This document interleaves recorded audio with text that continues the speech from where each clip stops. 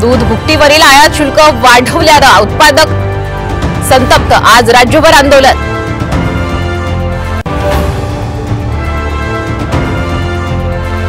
आज सादर होणार राज्याचा अर्थसंकल्प, शेती आणि उद्योग क्षेत्राला मोठ्या अपेक्षा, तर मुलींना मिळणार मोफत उच्च शिक्षण।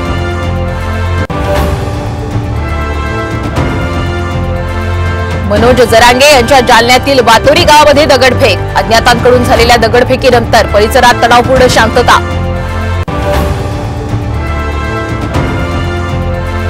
शिखर बँक घोटाळा प्रकरणामध्ये अजित पवारांच्या अडचणीत पुन्हा वाढ, ईओडब्ल्यूच्या क्लोजर रिपोर्टला ईडीचा विरोध।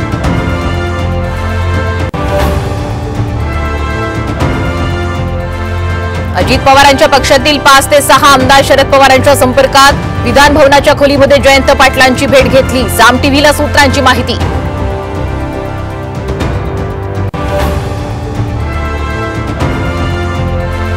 दिल्लीत मुसळधार पावसामुळे विमानतळावर छत कोसळलं, एकाचा मृत्यू, 3 गंभीर जखमी।